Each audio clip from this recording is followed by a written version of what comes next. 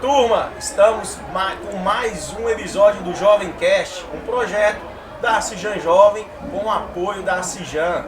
Um projeto que eu acredito muito, onde que a gente traz empreendedores para trazer a sua experiência diária, sua experiência de vida, sua história. E outra, trazer educação.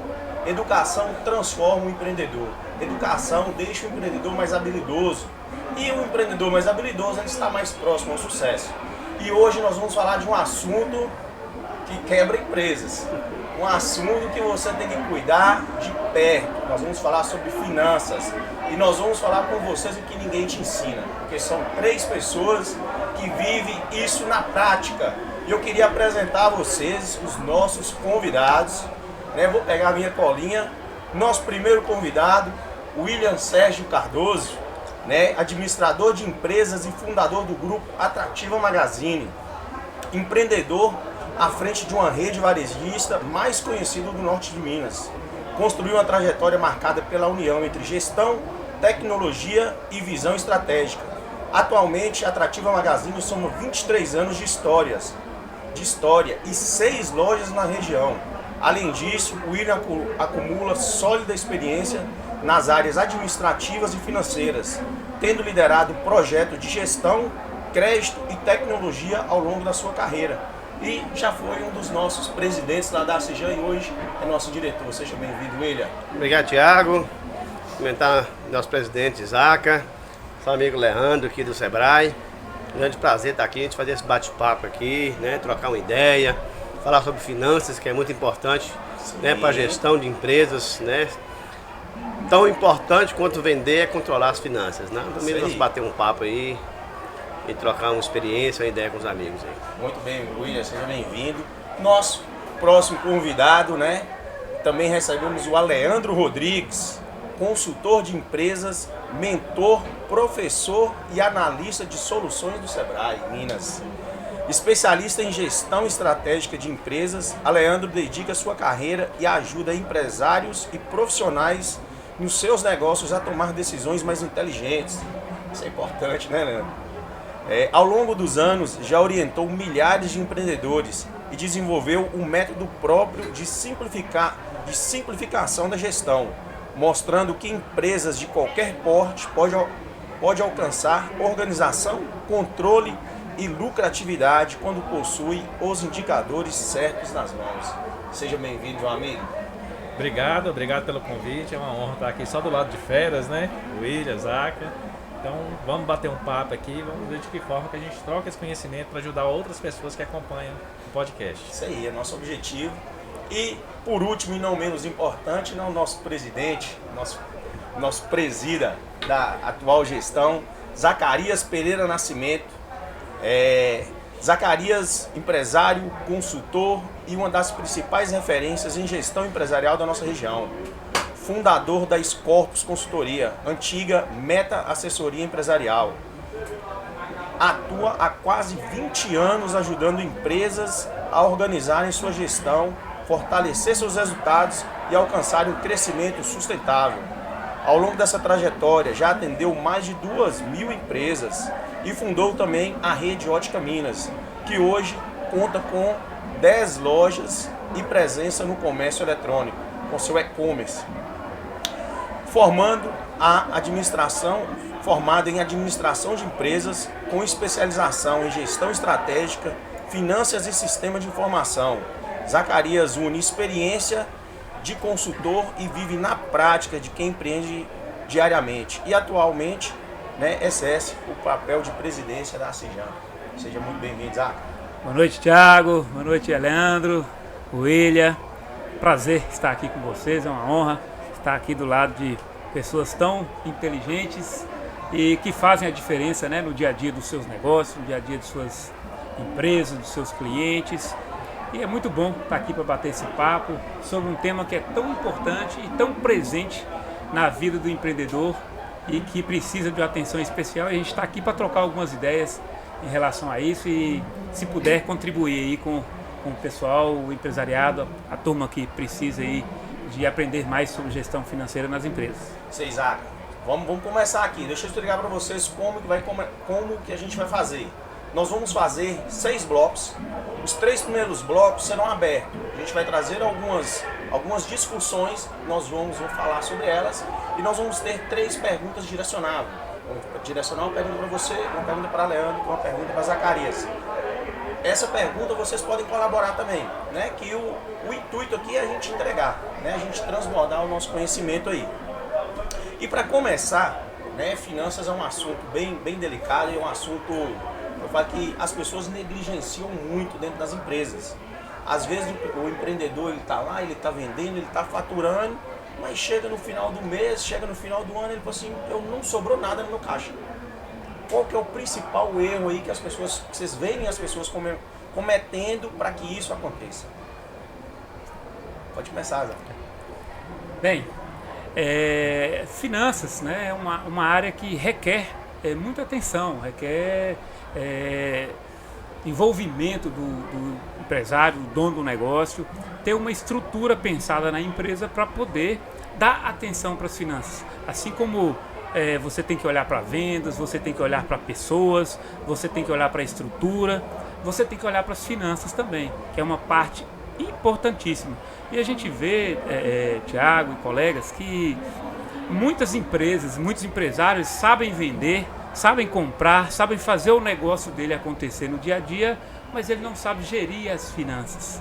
E às vezes acaba entrando em dificuldade, mesmo vendendo bem, tendo margem, sabendo comprar, sabendo atender o cliente, e ele acaba pecando nessa área que é tão importante.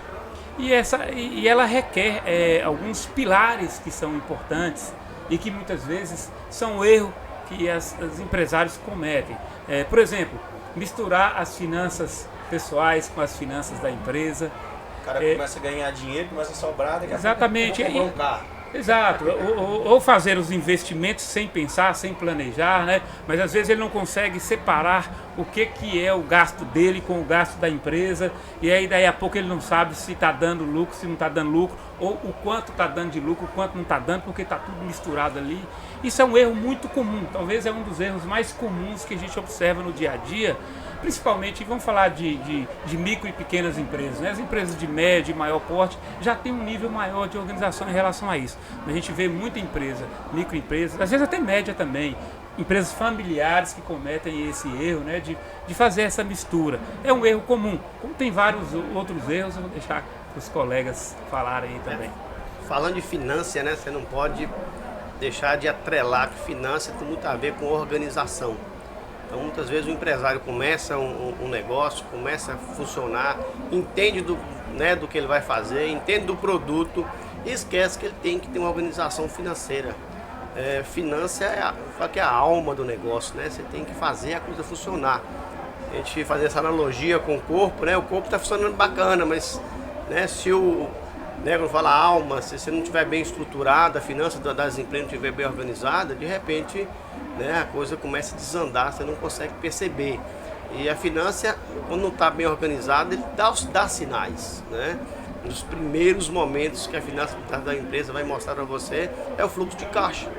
Eu falo fluxo de caixa é como se fosse os primeiros alertas. Você está dirigindo um carro ali, que ele vai começar a acender aquelas luzes ali, fluxo de caixa, você tem que prestar atenção que ele vai começar a dar os primeiros sinais de que você não está organizado suficientemente para poder estar organizando.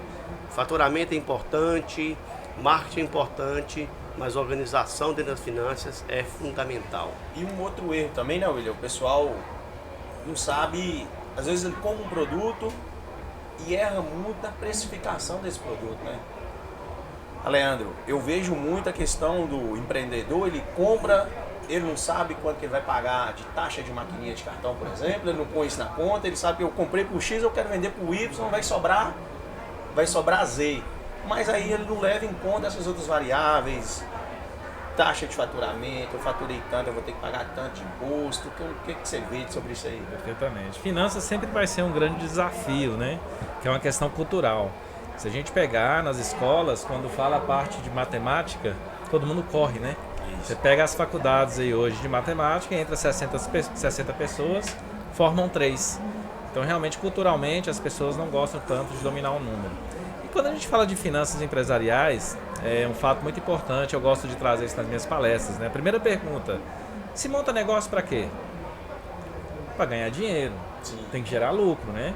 Se eu monto um negócio para ganhar dinheiro, qualquer movimento feito, realizado dentro do negócio, tem finanças. Tem finanças na compra, tem finanças na venda, tem finanças na contratação, tem finanças na demissão, tem finanças na toda a estrutura da empresa, tem a parte financeira. E eu gosto de desenhar uma evolução, uma gestão mais madura na parte financeira, quando se vence algumas fases. Eu falo que a primeira fase dentro de finanças é a parte de processos. Os processos da empresa têm que estar muito bem definidos. Quem recebe, quem paga, quem vai fazer essa alimentação, né? Quando vence essa parte de processo, vem a parte de controle, que a gente fala de digitalização. É usar realmente um sistema informatizado para que, de forma gerencial, não só para emitir uma nota fiscal. Então todo o movimento dentro da empresa tem que ser alimentado dentro desse sistema. Venceu o sistema, não há a parte aqui que o William falou, né? Organização. É organizar esses dados que estão dentro do sistema, um fluxo de caixa, num DRE, né? Para realmente fazer essa avaliação para onde está indo o dinheiro. Fluxo de caixa é o mapa do dinheiro. Vencendo essa fase, a gente vai para a parte de performance, onde consegue se criar indicadores e a partir dos indicadores ser realmente estratégico. É tão importante dentro do Sebrae, às vezes chega um cliente para a gente e fala assim, eu quero trabalhar a precificação. Só que ele está lá na fase de controle, ele não tem organização, ele não tem indicadores.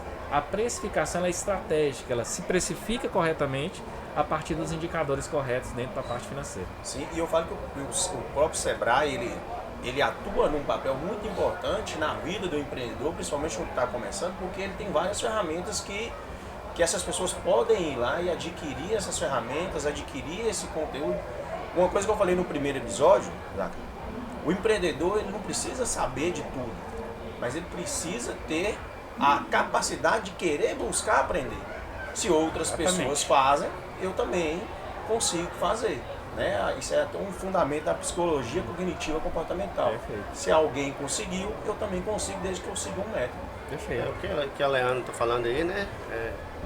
As etapas que você tem que passar e você vai começar, desde que você está começando um negócio, você já está no negócio montado, você tem que ter clareza nesses números. Números é importantíssimo você ter essa clareza. Precificação, o Thiago falou aí, é tudo. Se você começa precificando errado, tudo vai dar errado. Se você não precifica de maneira correta, se o preço que você coloca não se consegue pagar as contas, né? Quiçá ter lucro. Né? Então você tem que saber precificar, você tem que saber quais são os seus custos fixos, Helena falando DRS, tem que saber quanto que sua empresa custa para vender, se vender ou não vender, quanto que custa a sua empresa para se manter ali, qual é o mínimo que você precisa faturar.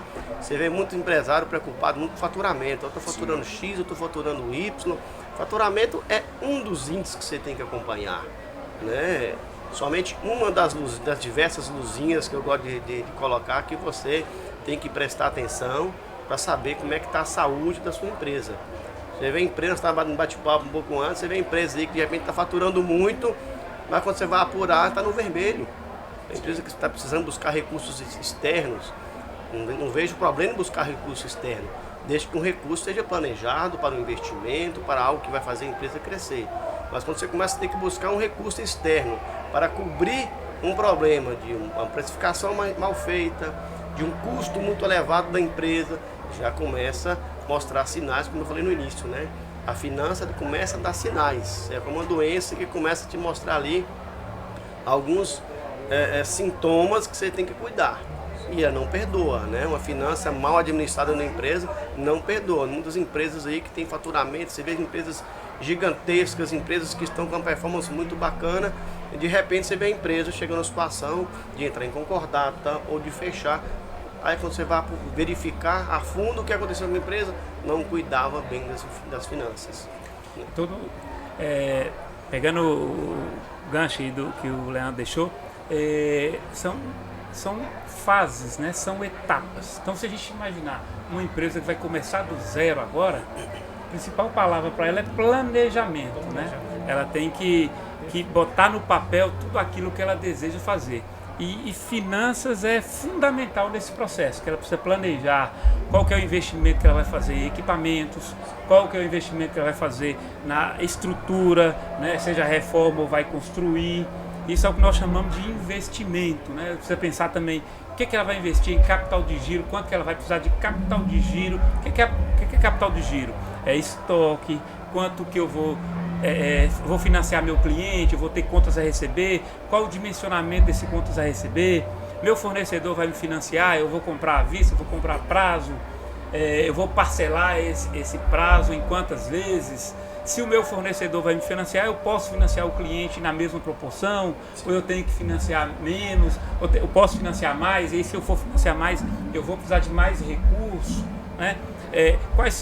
Qual é o recurso que eu vou precisar para poder cobrir as minhas despesas mês a mês, né? Que a gente chama de despesa operacional. Então tudo isso tem que compor aquele planejamento. Então beleza, venceu essa fase de planejamento, vamos para a execução.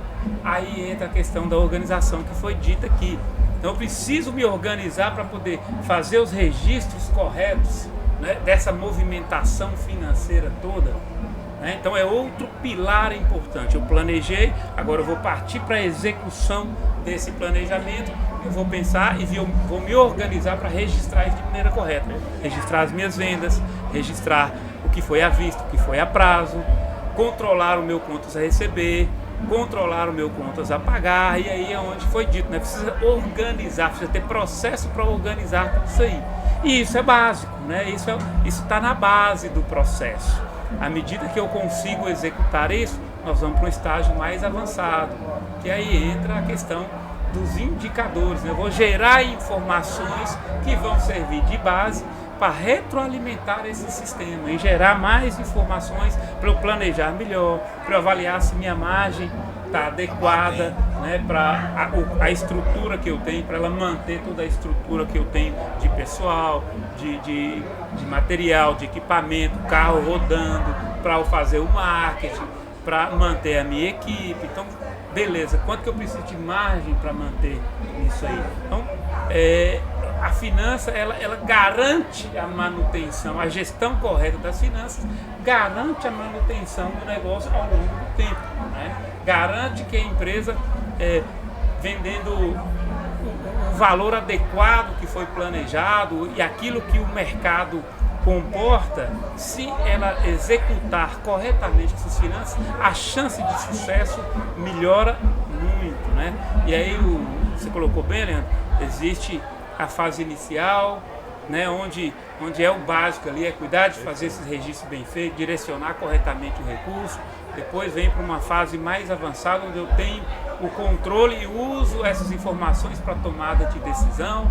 Depois eu uso para fazer planejamento e entro no processo virtuoso, né, onde as finanças vão ajudar cada vez mais a empresa a ter sucesso. Sim. E o tema que a gente, até o tema do podcast, nossa, é esse, finanças, o que ninguém te ensina. Eu vou tentar tirar a resposta de ouro aqui desses homens hoje. O cara tá começando ali, ele já vai e às vezes pega o investimento, né? Vai num banco, pega o investimento, vende algo, né? Esse é um dos melhores do mundo, cara, se ele tiver alguma coisa para vender e ter esse dinheiro, não precisar do banco. Mas o cara vai lá, ele tá no varejo, por exemplo, e fala assim, não, eu vou encher a minha loja de estoque. Vou encher o meu estoque de vários itens, muitos itens. O cara tá começando. Na visão de vocês, o que ele deve fazer? Concentra produtos de mais saída, concentra em diversidade. Meu estoque, como que ele tem que estar? Eu tenho que necessariamente encher o meu estoque de produtos. Olha só, duas pesquisas que o Sebrae fez que contextualizam o que o William e o que o Zaca falou aí. A maioria das empresas quebram nos primeiros 2 anos por falta de planejamento. Então, inicialmente, tem que se fazer um planejamento desse negócio, analisando todas essas possibilidades, né, com pesquisa de mercado, qual seria o investimento inicial, qual seria a necessidade de capital de giro. E um outro dado muito importante, a gente estava até conversando ali fora, né, William? As empresas, quando passa dos 5 anos, e geralmente tem uma estimativa que as empresas a cada ano, a partir da sua criação, a partir dos 2 anos, ela cresce 15% ao ano. Quando ela está com 5 anos, que é a fase que ela mais fatura, que o faturamento está crescente, é a fase que ela quebra. E não é por falta de planejamento, agora é por falta de gestão. Então é muito importante a fala de vocês e contextualiza na pesquisa do Sebrae. Mas a pergunta do Thiago, né? Vai iniciar o negócio, começa por onde, né? Para não cometer esse erro, vai comprar um volume grande de estoque? Se você perceber, as empresas de eletrodomésticos, elas mudaram a estratégia há um tempo atrás. Antes elas tinham em estoque a mercadoria, o cliente comprava e ela entregava, né? Naquela fase de inflação lá atrás, o pessoal até segurava o estoque para vender depois, que o produto ficava caro de um dia para o outro. Com a inflação controlada, não se faz mais isso. Primeiro se vende, depois se entrega. Porque estoque é um capital. E esse capital não pode ficar parado no estoque. Então a assertividade de uma pesquisa de mercado, de entender quais são os produtos que giram naquela região. E no Sebrae a gente fala muito de saber quem é a persona, né? Quem é o meu cliente, o que meu cliente compra, o que ele busca, qual é a experiência que ele quer. Quando se faz essa análise, a possibilidade de erro ela diminui. E você não precisa ter grande volume em estoque. Você pode comprar para entregar depois, né? Eu sei que estoque é necessário, o cliente quer chegar e ter o produto na hora, né? É assim que funciona. Mas quando eu fiz uma pesquisa, inclusive na época da academia, né, da faculdade, eu escrevi meu trabalho de conclusão de curso sobre o controle de estoque. E a fala de um empresário, eu não esqueço até hoje, ele falou: o estoque é o câncer de qualquer empresa. Então o estoque, a gente tem que ter muito cuidado com o estoque. Estoque é dinheiro, é capital. É um dinheiro que está ali, ele pode estar parado, ele pode estar perdido se for produto perecível, né? E ele pode complicar e quebrar a sua empresa. Então nem sempre o maior investimento no capital tem que ser no estoque, mas o estoque tem que ter para entregar para o cliente. É sempre um desafio, né? O estoque, eu falo que é o dinheiro disfarçado, né? A gente fala de finanças, as pessoas começam a enxergar dinheiro, né? O que entra no caixa, o dinheiro que está ali, é o que você passa no cartão que está no banco, mas esquece de contar que o dinheiro ele pode estar em vários lugares. Ele pode estar no estoque, ele pode estar em equipamentos. Então essa visão que a gente está falando aí do estoque vai depender muito de cada ramo. O eletrodoméstico já migrou para isso, dependendo do ramo, você precisa ter um estoque, né, a pronta entrega. Você fala de supermercado, é a pronta entrega, o supermercado é importante ele ter ali, mas ao mesmo tempo, quem está no ramo do supermercado que alimenta é perecível, você tem que controlar muito bem o estoque, porque é dinheiro que está ali dentro, você tem que enxergar que o estoque é dinheiro. Então se o estoque está girando, é um dinheiro que está retroalimentando. Se o estoque fica parado, tem um exemplo do supermercado, ele pode perder dinheiro. Estoque também é um dinheiro que você pode fazer ele acontecer, dependendo da época. No meu ramo, por exemplo, já teve época que eu ter estoque foi muito vantajoso. Em muitas épocas já não compensa. Tem essa sazonalidade, né? Momentos, pandemia, por exemplo. Pandemia foi um exemplo fantástico de controle de estoque. Quando você enxerga que era um momento bacana, que tinha uma dificuldade, foi um momento que eu aproveitei para ter estoque.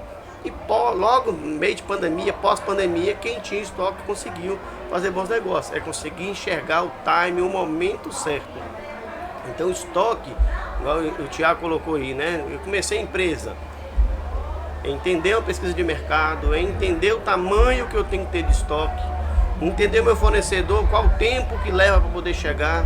Meu cliente é um cliente que aceita um tempo para poder entregar, então eu não preciso ter estoque. Meu produto é um produto que é imediato, eu preciso ter um estoque um pouco maior. Qual é o tamanho da minha capacidade de manter estoque? Isso vai afetar meu fluxo de caixa? Não vai afetar meu fluxo de caixa?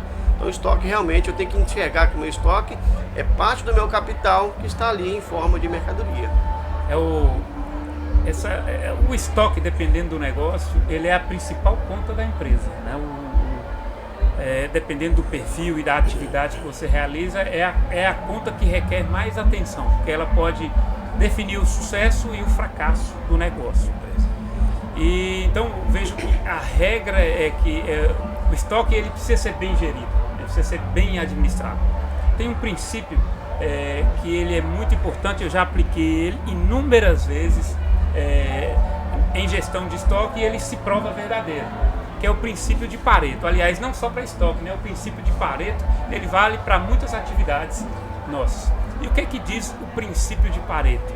É que 20% da sua atividade, ou seja, do seu faturamento ou do seu lucro, ele 20% dos produtos representam 80%. o seu faturamento, 80% do seu faturamento, né? Ou 80% do seu lucro, depende de onde você vai aplicar esse princípio. Estoque não foge a essa regra. Normalmente 20% dos produtos, 20, 25 até 30% representam 80% do seu faturamento. Então é onde você tem que concentrar a energia. Só que você pode só ter o produto que está compreendido dentro dos 20%? Não. Você tem que ter os produtos de toda a curva ali, né? Os que giram muito, os que giram intermediários, os que giram mais. Então, você precisa aplicar esse princípio de Pareto, que chama gestão da curva ABC dos produtos, para você organizar melhor o seu estoque. Principalmente no setor de comércio, né? Que normalmente vive do seu estoque, né? E, então, assim, a regra é a conta que precisa ser bem gerida, precisa ser bem olhada. Tem setor que consegue trabalhar com estoque muito baixo. Tem setor que precisa ter um estoque muito alto. E se você precisa ter um estoque muito alto, você precisa gerir bem esse estoque. E aí, focando na pergunta sua, aí, por exemplo, depende, né? Ele tem que investir mais ou menos em estoque, depende de qual é o ramo de atividade dele. Depende da experiência, do conhecimento dele, de quanta pesquisa ele fez no setor. Se ele já vem desse setor, ele já conhece e ele sabe que ele precisa investir no estoque para poder fazer o negócio dele virar, ele vai investir mais. Se ele conhece pouco, começa com estoque menor e vai testando, né? Testando os produtos que podem ter uma aceitação melhor no mercado, sabendo aqueles que não tiveram uma boa aceitação, mas você investiu menos, você consegue tirar aquilo ali ao longo do tempo, ou deixar parado, você consegue repor o estoque focando naqueles produtos que vão girar mais. Então, para quem vai começar, a regra é essa, é testar, né? Vai começar e tem pouca experiência de mercado, começa testando. Não coloca todas as fichas ali no estoque. Começa com menos e vai testando o mercado, e aí depois, a partir dessa experiência, você vai se adequando e melhorando o seu sempre estoque. tem as surpresas, né? Você imagina que um produto vai performar bem e esse produto não performou tão bem, um outro produto E por mais que você pesquise, sempre acontece. é a experiência prática que vai dizer a realidade do seu negócio, né? Tem uma coisa que quem é empreteco vai saber o que eu estou falando, né? Correr risco calculado.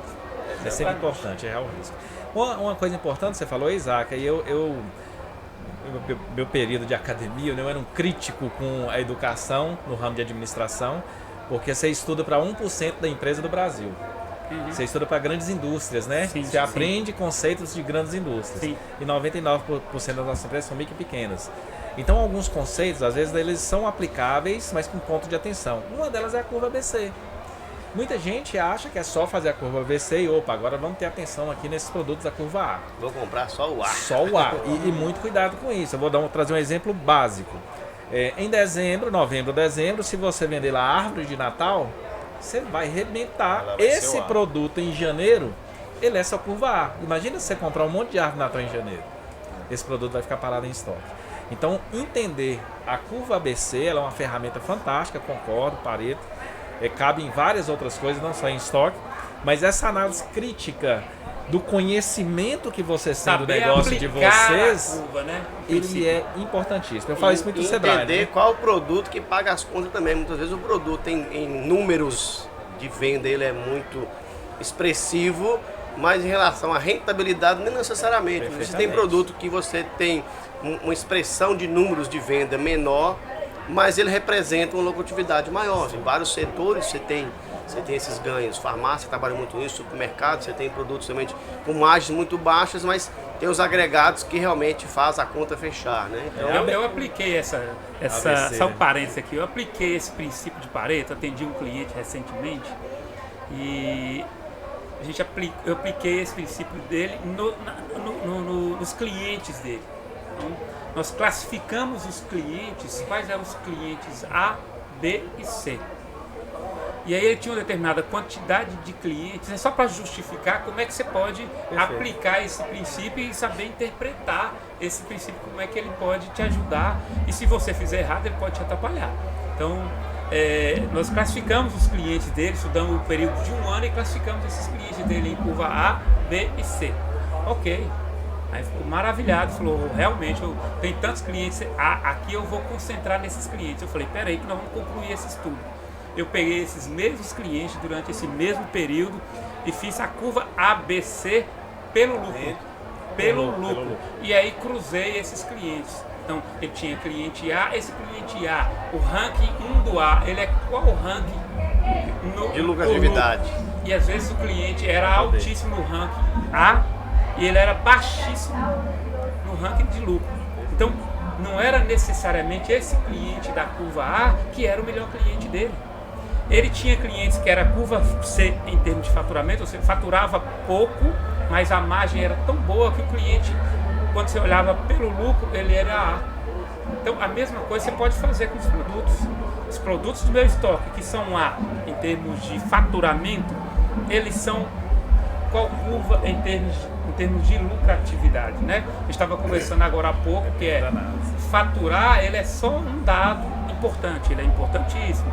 Mas ter lucro é muito mais importante do que faturar. Se você conseguir equilibrar essa receita entre faturamento e lucro, né, você melhora também suas chances de sucesso. E aí aplicar os princípios, que nós estamos citando Pareto aqui, que ele é muito aplicado, e outros princípios importantes da administração, eles podem te ajudar muito, né? Isso tudo cabe dentro dessa gestão financeira. Que é, se você tem uma base boa de registro, de informações, você consegue fazer análises avançadas, né, que no estágio mais avançado vai te ajudar na tomada de decisão para você ter mais chance de sucesso. O Zaca falando de informação, né? Estamos na era da informação, né? Então hoje você fala de empresa, não se pode pensar numa empresa que você não tem um mínimo de informação. Se você não tem um RP que você possa, que faça em planilha, que se faça, você possa extrair esses dados e trair esses números para te ajudar. Números não tomam decisão, mas te ajuda a tomar decisões assertivas. E a nossa próxima discussão é justamente isso aí, William. Números. Que eu falo que pessoas mentem, números não. Né? E qual é a parte dessa análise de número que vocês enxergam? Que às vezes o cara hoje, como você falou, muita informação, o cara é um especialista de finanças do TikTok, vê um vídeo lá de 30 segundos, eu não vou aplicar dentro da minha empresa. Só que às vezes ele não analisou o básico. O que é hoje o básico, o crucial? O que as pessoas precisam analisar? Pessoal, eu não quero errar nisso. Se você não errar nisso, você está bem à frente das outras pessoas. Olha o ouro, solta o ouro. Coincidentemente, eu estava conversando com a Leandra ali, né? Falando de empresas que ele comentou uma empresa que estava dando consultoria que tinha um ano que fechava no vermelho, né? Eu citei bem no início, né? Se eu for para escolher um índice para você acompanhar, eu falo que é o fluxo de caixa. Porque ele vai te dar ali, ó, já o alerta de inicial. Quando se fala de números, quando se fala de índice, nunca é um índice isolado. O que o Zaca citou aí, né? Falando da curva ABC. Nunca é um dado sozinho. Você tem que ter aquele dado com outros. Mas eu falo que o fluxo de caixa que é a saúde. Que você pode ter empresa que está com faturamento maravilhoso e o resultado não é tão bom. Eu falo que a empresa ela pode ter 4 situações diferentes, né? Ela pode ser lucrativa e não ter dinheiro. Ela pode ser lucrativa e ter dinheiro, que é o melhor dos mundos. Ela pode ser lucrativa, não ser lucrativa e ter dinheiro, acontece, porque não está dando lucro, mas tem dinheiro, né? Então são situações que você está analisando. Eu não posso olhar só o faturamento, eu não posso olhar só o fluxo de caixa. Eu falo fluxo de caixa porque ele vai te mostrar, porque é ele que te paga as contas do dia a dia. Ele te dá um resultado bom, mas também eu não posso olhar só o fluxo de caixa. O fluxo de caixa está maravilhoso, mas eu preciso vender, eu preciso faturar, meu marketing tem que acontecer. Mas se fosse para escolher um, é o que opa, vamos olhar aqui. Eu concordo com você, William, olhando para finanças, né? Fluxo de caixa é importantíssimo. Primeiro temos que explicar, principalmente aí nós estamos falando de Jovem Cast. Eu imagino que vamos ter muitos jovens aí, jovens empreendedores que estão começando, jovens que querem empreender. E essa turma, normalmente eles não sabem nem direito o que é um fluxo de caixa, né? Então eu acho que é importante a gente dar uma pontuada no que é o fluxo de caixa, né? Falando de forma resumida, fluxo de caixa é o controle do que entra e do que sai. Qual que é o saldo do meu fluxo de caixa? É o que sobra, considerando tudo que entrou de dinheiro na empresa, menos tudo que saiu para pagar as despesas, gastos, investimentos, compra de produto e tudo. Então, o quanto que sobrou? Então, qual que é o fluxo de caixa? Você pode analisar o fluxo de caixa em um dia, em uma semana, em um mês, em um ano. Então, você puxar um mês ali, vamos supor, hoje é o mês de maio, acabamos de fechar o mês de maio. Qual foi o meu fluxo de caixa do mês de maio? É quanto que entrou de dinheiro na minha empresa. Suponhamos que eu tenho uma empresa que fatura 100 mil reais, só que eu faturo, uma parte desse faturamento é a prazo, outra parte é à vista. Essa parte que é a prazo é parcelada em 3, 4, 5, 6, 10 vezes, isso é muito comum no comércio. E aí você vai ter um prazo para receber isso. Suponhamos que eu faturei 100 mil, mas só entrou 80 no meu fluxo de caixa. E eu tive 70 de despesas, de saídas de dinheiro naquele mês. Então sobrou 10. Então qual que foi o meu fluxo de caixa?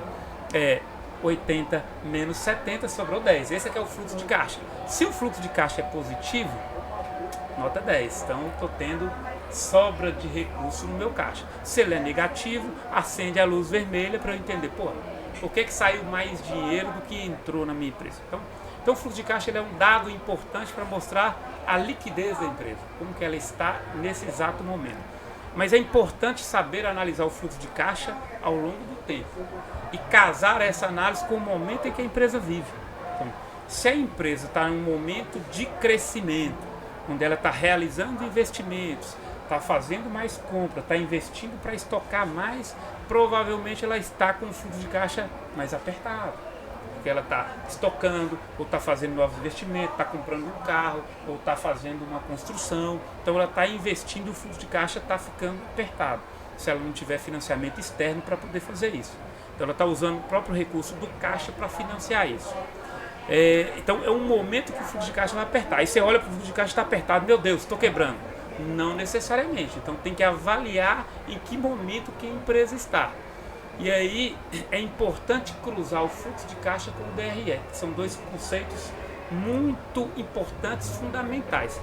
Eu costumo dizer que você tem que olhar 3 documentos importantíssimos na empresa. É o DRE, que ele diz se a empresa está tendo lucro ou prejuízo, né? Ele é econômico, né? Você vendeu e considerando o custo do produto mais o custo da sua estrutura, ela está tendo lucro ao longo do tempo, a empresa está bacana. O fluxo de caixa pode até estar indo mal em função do momento que a empresa está. Mas se ela está tendo lucro, daqui a pouco o fluxo de caixa dela vai ficar positivo ao longo do tempo. E ao passo que você tem que olhar também o fluxo de caixa. Beleza, eu estou tendo lucro, meu fluxo de caixa está como? Você vai olhando aqui ao longo do tempo. E um terceiro documento que eu chamo que é o ativo circulante líquido, que é o fechamento mensal, porque quando se fala de balanço do contador, o balanço é uma peça mais complexa, tem que avaliar outras coisas. Mas o balanço do ativo circulante, ele olha as contas que movimentam dentro da empresa. Quanto que eu tenho no contas a receber, quanto que eu tenho no contas a pagar, quanto que eu tenho no estoque, quanto que eu tenho no caixa. Se você faz os controles dessas contas no corte de todo mês, você consegue entender, por exemplo, meu fluxo de caixa fechou no azul, ele vai aumentar seu ativo circulante líquido. Né? Da mesma forma que o DRE. Então esses 3 documentos vão dar o sinal se a empresa está indo bem ou não ao longo do tempo. E você está falando de 2 regimes importantes dentro da gestão financeira, né? Que é o regime de caixa e o regime de competência. Então a DRE e o fluxo de caixa. E uma coisa interessante quando a gente fala de gestão, de organização, né? Dentro de finanças, é colocar isso no mesmo formato. Eu tenho uma DRE e um fluxo de caixa no mesmo formato. Eu acho que vocês conhecem aqui na região meu amigo Samuel lá de Porteirinha, não conhece? Sim. Samuel, eu atendi ele durante 1 ano em consultoria e ele acompanhava a empresa por 72 indicadores. O que ele mais tinha na sala dele era tela.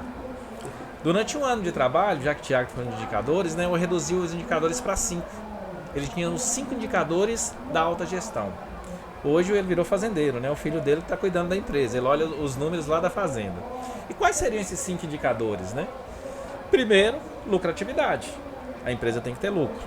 Se ela não tem lucro, ela não tem sobrevivência, tá? Seja em curto ou longo prazo, ou seja, regime de caixa ou competência. Em algum momento o lucro tem que aparecer.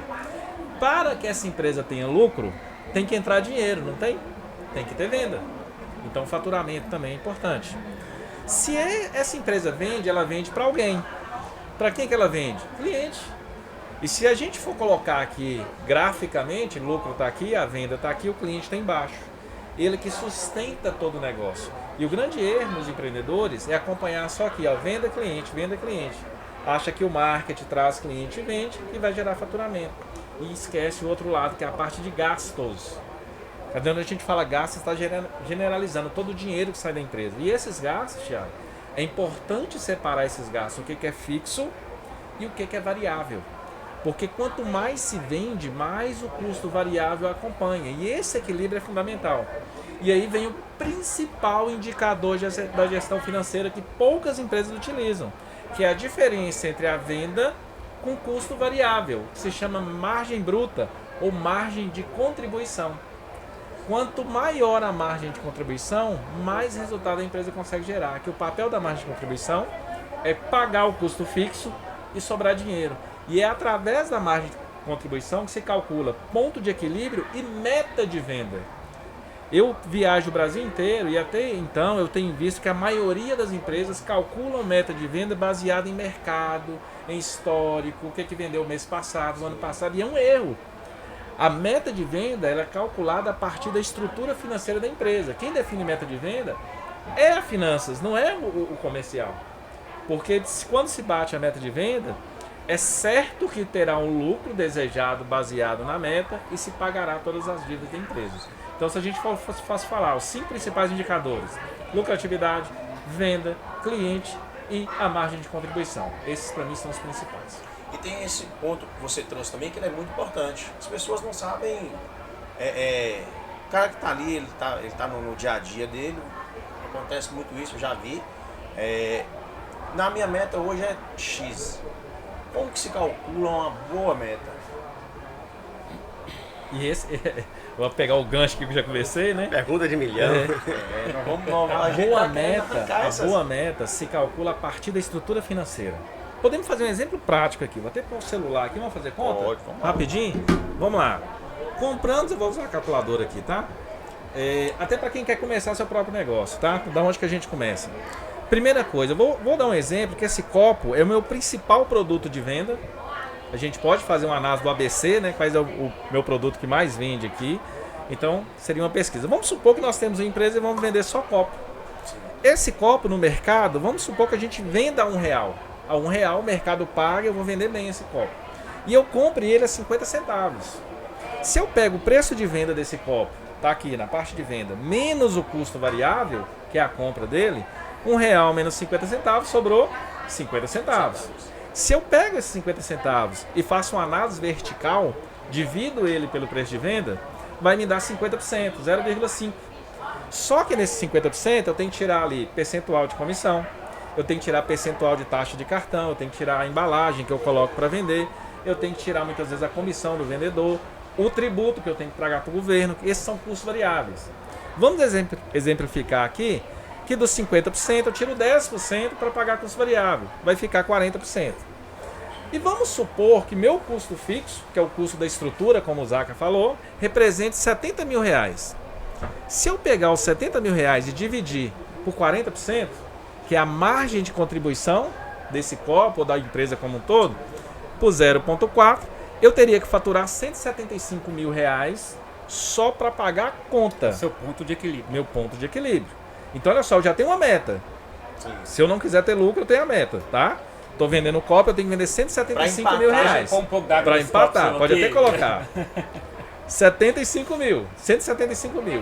Se é R$1, eu tenho que vender 175 mil copos. Sim. Se eu tenho que vender 175 mil copos, eu tenho que ter em meu estoque, no mínimo, 175 mil copos, que vai me custar metade desse valor. Então vai dar ali 80 e quase 90, né? 90 mil reais. Então eu já sei quanto que tem que sair do meu capital, que seria meu custo da mercadoria vendida, para mim ter o estoque, ok?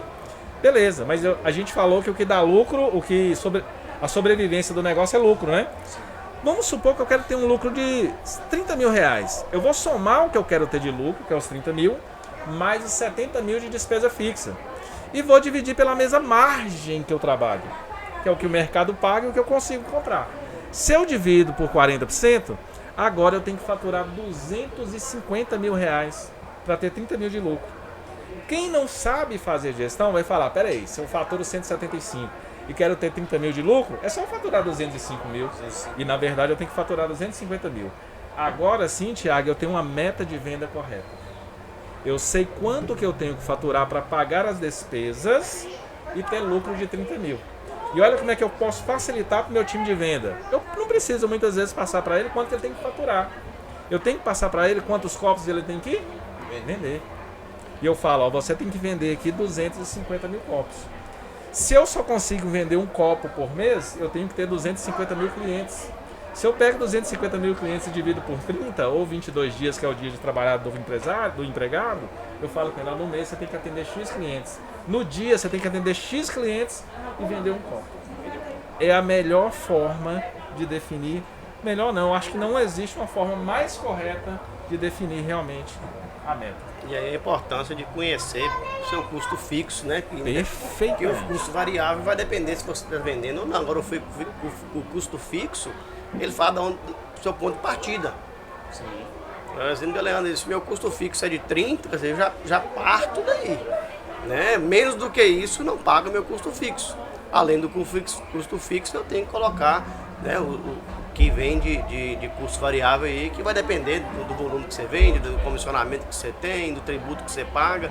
Mas é importante você conhecer essa estrutura. Nós vamos falar aqui de quem está começando a empreender. Primeiro tem que entender se o mercado suporta esse custo que ele está montando. De repente eu vou montar uma empresa com estrutura que vai me gerar um custo fixo muito alto. O mercado que eu estou inserido comporta eu ter toda essa estrutura? O produto que eu estou colocando aí, realmente eu consigo, no exemplo do copo, eu consigo vender esses 250 mil copos com a estrutura que eu coloquei? Ah, mas se eu fizer um negócio muito mais assim e tal... Aí vai juntar, né? A meta tem a ver também com o mercado, né? Perfeito. Você olhar tecnicamente, a conta está corretíssima, mas o mercado aceita toda essa conta? Se o mercado não aceita, o que eu tenho que fazer? Eu só tenho um caminho. Eu tenho que olhar para dentro. O que eu posso enxugar aqui para que esse ponto de equilíbrio meu reduza, para que eu possa atender o mercado? Exatamente. A conta do Leandro, ela está perfeita.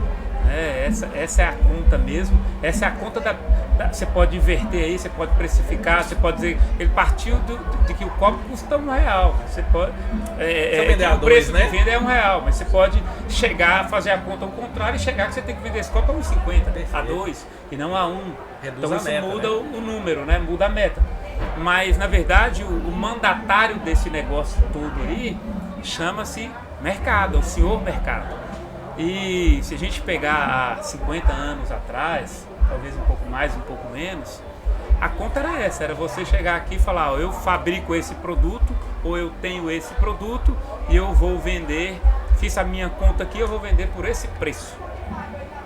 E pronto, e você ia lá e comprava o sapato preto 752 e era aquele sapato que tinha para vender. Certo? E o cliente tinha que comprar porque é aquilo que o mercado oferecia. Só que você hoje, para sair para comprar um sapato, você vai achar milhões de modelos, tipos, cores e etc. para comprar. Então não é você mais que define o preço do produto, né? É o mercado que define e ele está cada vez mais competitivo. E ele tende a jogar esse preço cada vez mais para baixo. E aí, eu diria que o mercado adiciona uma pitadinha de complicação nessa conta do Leandro. A conta tá perfeita, a conta matemática financeira é essa. Mas o mercado hoje bota muita complicação nisso aí e ela complica um pouco a conta.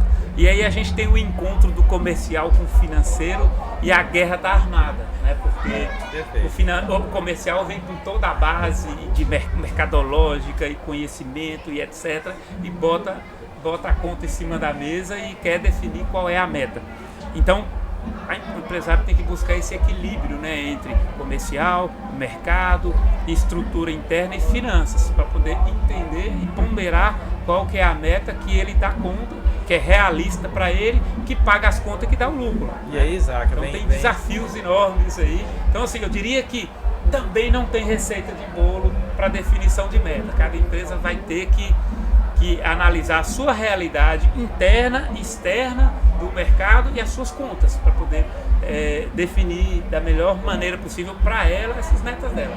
E aí entra a parte que eu mais adoro na gestão, Isaac, chama estratégia.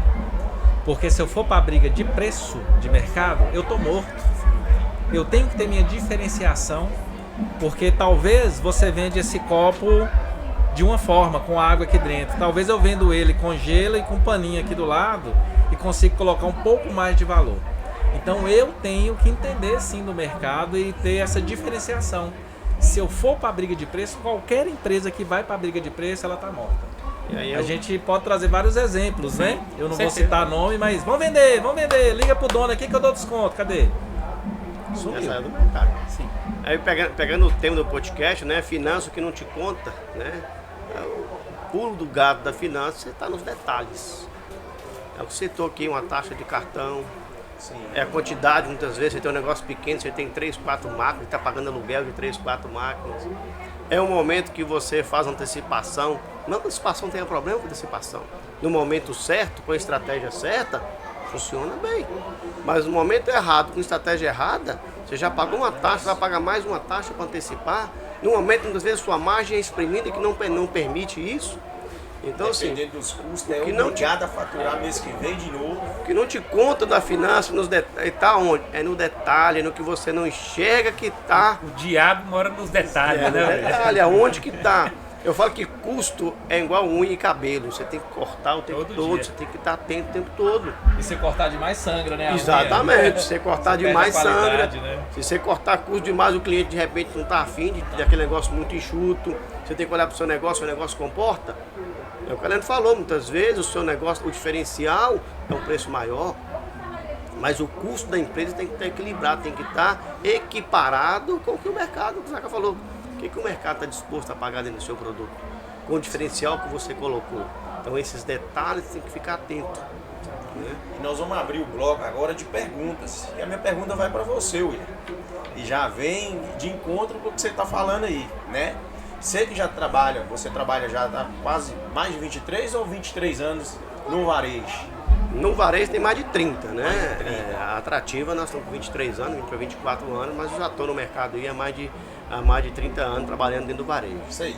Então, vamos pegar essa experiência sua. Hoje você está com 6 lojas. Você já me falou que o principal indicador seu é o fluxo de caixa. Né? Hoje você está com 6 lojas, mas qual é os 2 principais indicadores que você tem que pelo menos olhar semanalmente, diariamente? Como eu falei, né? Fluxo de caixa, se fosse escolher um único para você olhar, né? Mas indicadores você nunca pode olhar um só. Sim. A Leandro deu um exemplo aqui, né? Você pega 5 aí, né? E indicador, a gente tem que alertar, não tem que ser um negócio complicado, não tem que ser um negócio misterioso. Né? Um DRE é importantíssimo, acho que fluxo de caixa e um DRE. Pode ser um DRE simplificado, onde eu coloco quanto que eu faturo, quais são as minhas principais despesas, o que acontece, para mim saber o que está acontecendo lá embaixo. À medida que você vai evoluindo, você vai fazendo um fluxo de caixa mais bem elaborado, para você entender, né, os investimentos, onde é que está indo, variável, fixo, ponto de equilíbrio, mas se você já começa, dependendo do porte da empresa, você tem esse indicador, né? O fluxo de, quando eu falo fluxo de caixa, não é necessariamente dinheiro, vai depender de como é que você está trabalhando. Se o seu negócio, como é meu negócio, é muito a prazo, eu tenho que entender, quando você fala de fluxo de caixa, é o que Zaca colocou. O que eu tenho para receber, quanto que eu tenho para pagar, o que eu compro é mais à vista, é mais a prazo, a maneira que eu trabalho com meu contas a pagar é equilibrado com meu contas a receber, se for não tem problema, o caixa pode estar apertado desde que esteja equilibrado. Acompanhar a inadimplência, se eu vendo a prazo. Se eu só vendo à vista, não tenho que ter essa preocupação aí, eu tenho que ter preocupação de onde o recurso está indo. Que muitas vezes eu citei, né, no bloco anterior em relação, né, taxas, né, taxas de máquinas, né, juros que eu tô pagando. Isso faz toda a diferença. Às vezes eu tenho um negócio que eu vendo só à vista, o dinheiro está entrando. Ok, aí eu só vendo, o pessoal tem uma ilusão de achar, vendi no cartão, o dinheiro está na conta. Vendi no cartão também, eu tenho um custo. Esse custo está equilibrado dentro do que eu preciso. Né? Então, indicadores eu tenho que olhar. Né? Um fluxo de caixa e principalmente o DRE. E o ideal é olhar os 5, né? Pegando o gancho que a Leandro falou, pelo menos esses 5 indicadores aí. Faturamento é importante, fluxo de caixa é importante, o DRE é importante para eu poder entender como é que o meu negócio está funcionando. E aí, pega, né, o que Zaca colocou aí, entender meus principais produtos que vende, meus principais clientes. Compra é importantíssimo, muitas vezes, dependendo do negócio, está muito mais na compra do que na venda. Muitas vezes você comprar bem, né, uma compra bem feita, muitas vezes você não tem, o mercado não te permite você montar uma meta muito grande. Então eu tenho que trabalhar aqui, eu tenho que comprar muito bem feito para mim poder pegar esse limite que o mercado me coloca. E tem muita gente que quer abrir um negócio, não, eu quero escalar meu negócio, eu quero vender, e a escala às vezes tá em fazer uma compra bem feita, né? Leandro, pergunta para você agora, você que acompanha muitas empresas aí no Sebrae, né? Já, como você mesmo disse, já viajou o Brasil inteiro fazendo consultorias, acompanhando algumas empresas. A gente falou de curva A, B, C, né? A gente pode falar que nas empresas aí a curva C é o cara que já começa toda errada e embaraça todo e morre ali no meio do caminho. Tem a curva B ali, que pode ser aquela empresa que ele chegou num patamar e ele não consegue crescer, e tem a curva A, aquela empresa que vem sempre crescendo. Na sua experiência, qual é a principal característica que você vê nessas empresas que estão sempre crescendo, que estão sempre a cada ano melhorando, a cada ano crescendo mais o seu faturamento, o seu lucro, e aí chega num patamar de Zaca, o William, que abre uma unidade, a terceira unidade, quarta unidade? Perfeito. Eu acho que o planejamento ele sempre tem que estar presente, né? Planejamento tanto de curto quanto de longo prazo. É aquele detalhe, se eu não sei para onde que eu vou, qualquer lugar serve, né? Primeiro é ter um planejamento de longo prazo. Onde que eu quero chegar? Em que tempo que eu quero chegar ali? Então eu falo que é pegar do final e trazer para o começo. Eu quero chegar ali. Para chegar ali, qual que é o como? Como é que eu vou retroagindo e voltando? E hoje eu sou muito adepto às metodologias e ferramentas ágeis. Então, para quem está começando o negócio, ou para quem já tem o seu negócio, né, e está querendo essa expansão, tem uma ferramenta do OKR que eu acho fantástica. Então, tenha seu planejamento de longo prazo. O de curto prazo, usa o OKR. O que é o OKR? É você ter um objetivo e, para chegar naquele objetivo, 3 resultados-chave. Quando você alcança esses 3 resultados, você chegou naquele objetivo. E no OKR é um prazo de 90 dias, porque se a estratégia estiver errada, você pode ir lá e modificá-la, né? Então essas análises de longo prazo e esperar chegar para avaliar, para tomar uma decisão, isso não funciona mais.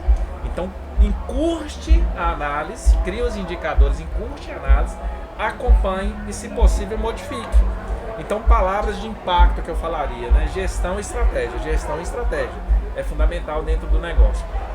E uma coisa interessante quando a gente fala de seguir uma estratégia, desenhar a estratégia bem feita, se der errado, você, se é possível modificar esse modelo ágil, curto, ele te ajuda a ser mais, eu falo, inovador. A inovação vem disso. Você errar, mas errar rápido, né? Então errar faz parte também. Errar rápido e corrigir a direção. Justamente, você pode corrigir a rota a todo momento. Isso é fundamental. E entender negócio de ter indicadores. A gente fala muito, por exemplo, né? Vou trazer um exemplo prático. Faturamento, até no final do mês, nós estamos no mês de junho, né? Até 30 de junho eu quero chegar no faturamento de X. Beleza, defini uma meta lá, a meta está lá no final dos 30 dias. Agora, como eu vou fazer isso? Exemplo, para aumentar faturamento, aumentar a venda, só existe 2 caminhos, não existe outros. Ou você aumenta o chamado ticket médio, todo mundo conhece, que é o faturamento dividido pelo número de clientes, né? Ou você melhora a conversão. O que é a conversão? É quem compra. Estava conversando com o meu amigo William ali fora. O grande erro das empresas: investem muito em marketing e investem pouco em venda. O Instagram tá bonito, tá anúncio de jornal, tá panfleto rodando, comercial, mas a equipe de venda mal preparada, produto mal exposto. Então a parte que gera venda, ela não tem investimento, só tem investimento em marketing. Até leva os clientes, mas não converte. O time não está convertendo. Não converte. Então ter esses dois, se eu sei que são esses 2 caminhos, dentro do meu OKR, que é o objetivo do faturamento, eu já tenho 2 objetivos. Eu tenho um objetivo de aumentar o ticket médio, então todas as ações que eu crio dentro do meu negócio para aumentar o ticket médio, exposição de produto, indicação de novos produtos, ou eu posso aumentar o número de clientes, aí eu vou forçar o marketing a jogar mais cliente ali dentro. Então estou trazendo exemplo prático e simples para entender, né, de que forma que eu posso aumentar isso. E aí contar a história é muito bom, né, contar a história de empreendedores de pequeno negócio, que às vezes imagina assim, para me escalar, para mim crescer, para ter tudo isso que nós falamos aqui, eu preciso de tecnologia, eu preciso de investimento, eu preciso de dinheiro. Eu tive uma cliente que eu atendi numa padaria que ela não tinha nem computador, tinha 2 funcionários. Um que tomava conta do caixa e outro que vendia o cafezinho, o biscoito de queijo, né? E aí eu passei para ela, Leandro, eu preciso de muito investimento e muita tecnologia e equipamentos para começar isso. Atravessei a rua e comprei um espeto. Esses espetos que a gente fia papel e coloquei no caixa. Peguei papéis de rascunho e rasguei no tamanho de post-it. Deixei o papel no balcão de venda e deixei o espeto lá no caixa. E orientei a menina do balcão. Todo cliente que você atender, você anota o valor, entrega para o cliente vai no caixa, paga, faz o troco e enfia o papel no espeto. Criei um processo. Olha as fases, né? Criei um processo. O controle, o espeto e o papelzinho. No outro dia, voltei, peguei o espeto e sentei com a empresária. Conta quantos papéis tem aí. Ela contou. Cada papel é um cliente. Agora vamos somar os valores dos papéis. Foi o seu faturamento do dia. Faturamento do dia dividido pelo número de papéis, ticket médio. Os 3 principais indicadores do comercial você já tem. Ela, ok, Arlindo. Agora, qual ação que eu tenho que fazer? A gente indo para indicadores, para a parte estratégica. Qual ação que eu tenho que fazer para melhorar meu faturamento? Chamamos a menina que vendia, né, o biscoito de queijo e o café e falamos, a partir de hoje, todo cliente que você atende, você tem que oferecer para que ele leve 3 produtos. Então, se ele comprar um café e um biscoito, oferece o bolo, oferece o pão. Testamos mais um dia. No outro dia ela me liga, Leandro, meu ticket médio cresceu 20% e eu consegui aumentar meu faturamento. Então, assim, estou trazendo bem básico, que muitas vezes não tem a ver com tecnologia, com investimento, com dinheiro. Teste pequeno. Hoje já tem várias padarias, já tem sistema informatizado e tudo mais. Então, assim, são pontos importantes que não está distante, está perto. Aplique, tem que aplicar. Tudo e R barato, tem né? tudo a ver com informação, né? Informação. Como que é coletada a informação, não precisa ser tecnológico, pode ser simples. Né? Como eu falei, indicadores, você pode ter indicadores, não precisa ser monstruoso, não precisa ser detalhado. A ideia é maravilhosa. É isso. E na verdade, o exemplo seu, né, ele traz vários ensinamentos. Um deles é que tecnologia é só um meio. Perfeito. Então, nesse caso, o espeto era a tecnologia, o post-it é a tecnologia, né? Então, e aquela tecnologia satisfazia a necessidade dela naquele momento. Então, tecnologia é só um meio. Né? O mais importante do que a tecnologia é o processo, é a atitude, é a estratégia, é o pensamento estratégico para dizer como é que eu vou me posicionar, como é que eu vou posicionar meu negócio, meu produto, como que eu vou treinar a minha equipe. E aí sim, à medida que você vai avançando, você vai melhorando a tecnologia, porque vai tornar mais eficiente, vai fazer mais fácil do que às vezes eu não vou precisar ficar somando o papelzinho mais para saber o faturamento, porque o computador já faz esse cálculo de forma ganha automática. Velocidade, né? Ganha velocidade, ganha eficiência, mas mais importante do que isso aí é você saber qual é a estratégia do seu negócio. Meu produto é bom, o mercado aceita, gostou ou não gostou, faço os ajustes, né? E vou inserindo tecnologia para melhorar isso, evidentemente. Tudo faz parte, é um contexto. Né? E o que eu falo com o pessoal, Zac, eu não sou muito aquele cara analítico de sentar. Eu pelo menos não era, né? Quando eu comecei eu era muito da intuição. Eu pensei, eu vou começar a empreender, eu vou vender tanto, vai estar. Quando você consegue pegar esses números, colocar na planilha, você colocar no DRE, você começa a analisar, sua vida fica muito mais leve. Perfeito. Porque você começa a entender para onde que você está indo, em que você deve focar, né? Quando você senta às vezes numa roda de conversa, as pessoas estão conversando, oh, meu faturamento é esse, a contribuição é X, é Y. Você consegue olhar para o seu negócio e encontrar esses números. Então a vida da gente fica muito mais fácil depois que a gente consegue ter essa clareza dos números do negócio. Intuição é importantíssimo no negócio. O empresário, né? Todo empreendedor tem essa intuição lá para fazer acontecer. O grande problema é que a intuição funciona muito bem enquanto tudo está perfeito, tudo está funcionando bem. Tem dinheiro no caixa, né? O dia que a intuição falhar um pouquinho, que o negócio comportar e você não tem a informação, seja qual for a tecnologia mais avançada, a tecnologia menos avançada, e adaptar é que faz a diferença. A intuição, o empresariado tem que ter o tempo todo. No momento algum você pode falar que não pode ter intuição.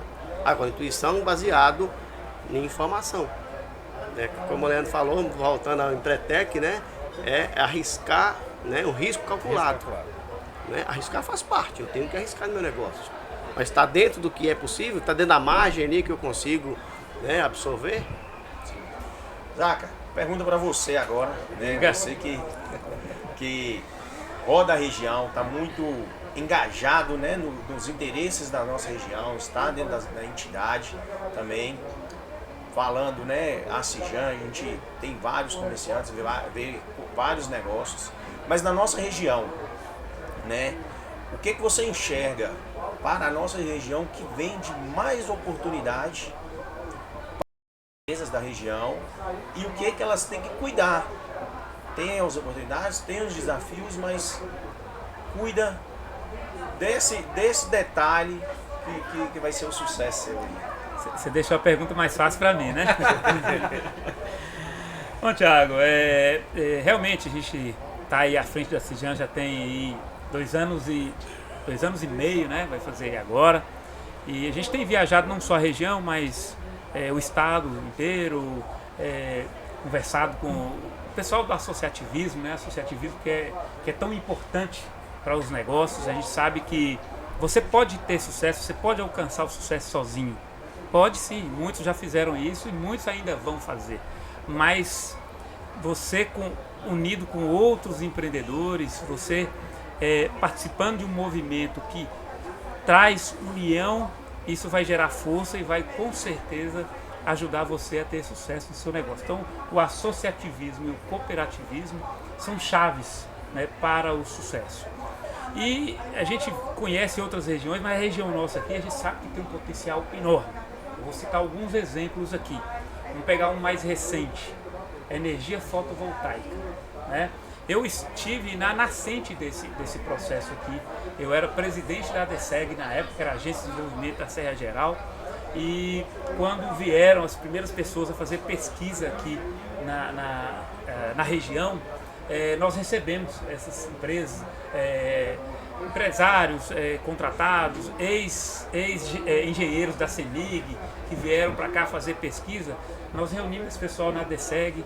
Uma das coisas que nós fizemos foi cadastrar proprietários de fazendas, produtores rurais, fazendeiros da região. Nós fizemos grandes reuniões com esse pessoal e eu via muitos deles descrentes, né? É mais uma reunião, é mais um negócio cansativo aí que está chamando a gente aqui. Eu vou, mas não acredito, né? Eu vi muitos deles, muitos acreditaram, muitos não acreditaram. E olha a realidade hoje da energia fotovoltaica e energia solar, né? Olha a realidade, tanto na geração distribuída, né? Que são telhados de casa de empresas com energia solar aí, gerando energia tanto para o consumo próprio como para vender, quanto na geração centralizada, né? As grandes usinas fotovoltaicas que vieram para cá já geraram emprego na construção, na fase de construção, e agora estão gerando muito dinheiro de imposto, né? O ICMS que está vindo para o município. O que a energia fotovoltaica contribuiu para o desenvolvimento da nossa cidade e Janaúba em particular? Então, e quantas empresas, quantos negócios foram criados a partir daí? A partir daí. Muitos Quantas negócios, coisas que eles né? puxaram, né? Exatamente, muitos negócios, direta e indiretamente. Nós temos um comércio que é pujante.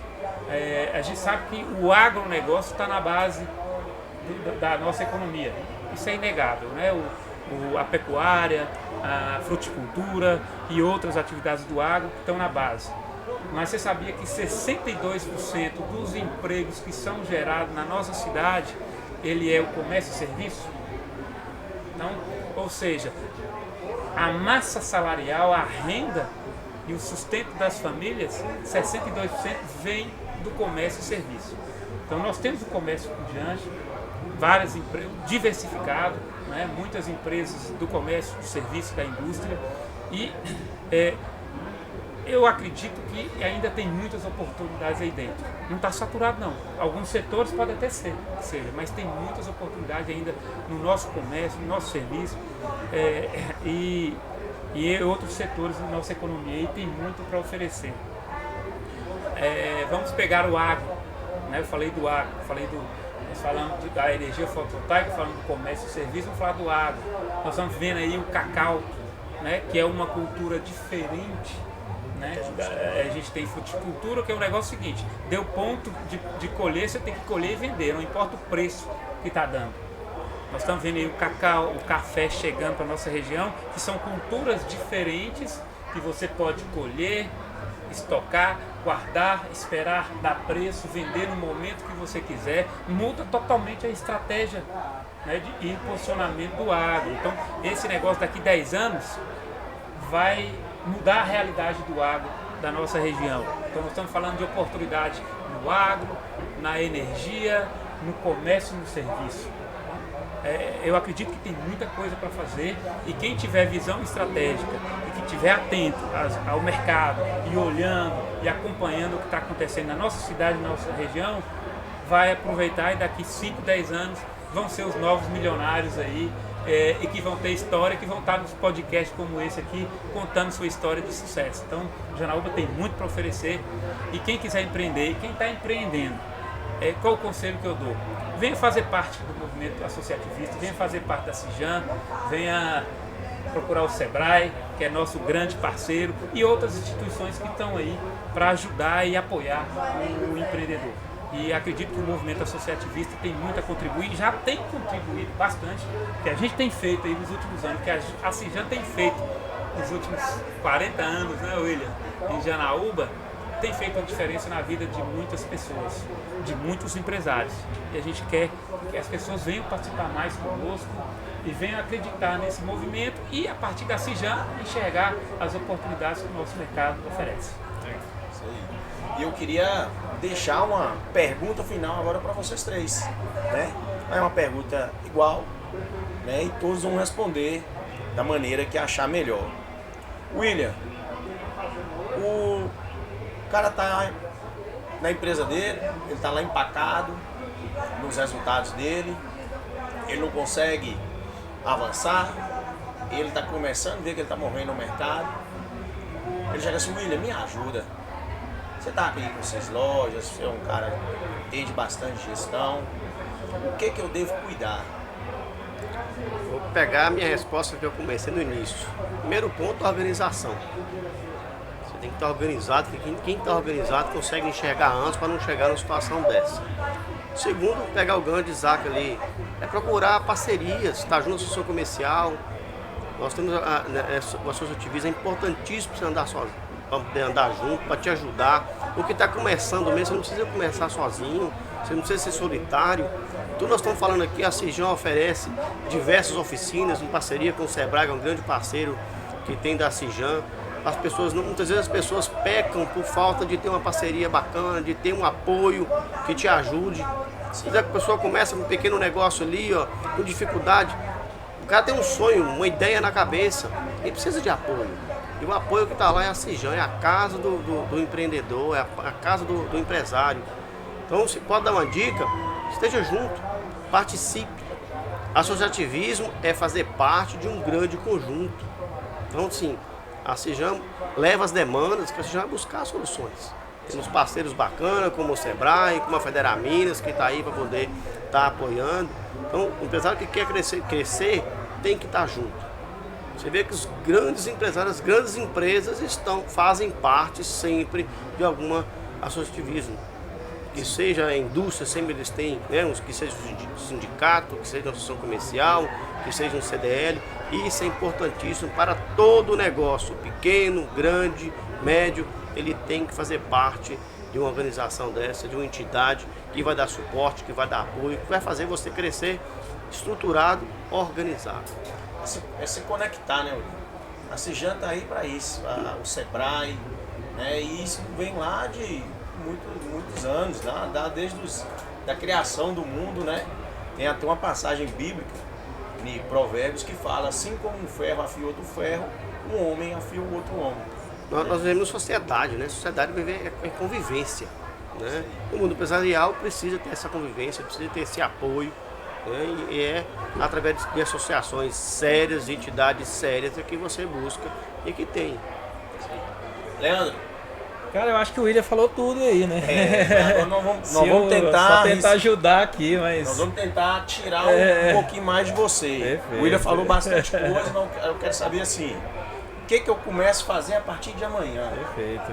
Porque tá próximo de quem fala a sua língua e tem a dor que você sente ou já passou pela dor que você sentiu, é fundamental.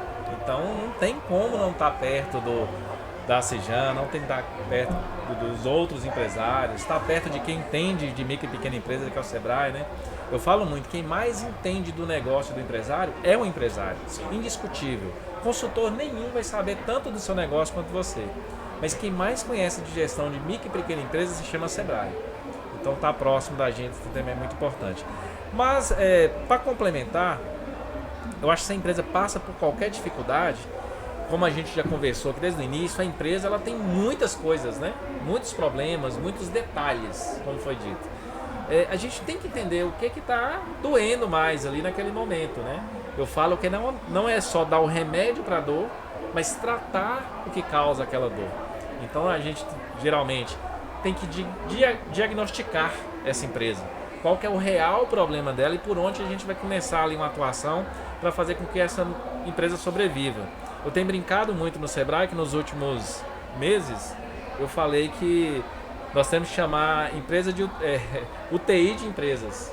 Que muitas empresas estão chegando em situações críticas, mas graças a Deus e o bom trabalho que o Sebrae vem fazendo, a gente vem conseguindo tirar essas empresas dessa situação. E o principal problema são vários. Mas se a gente fosse contemplar, é falta de gestão.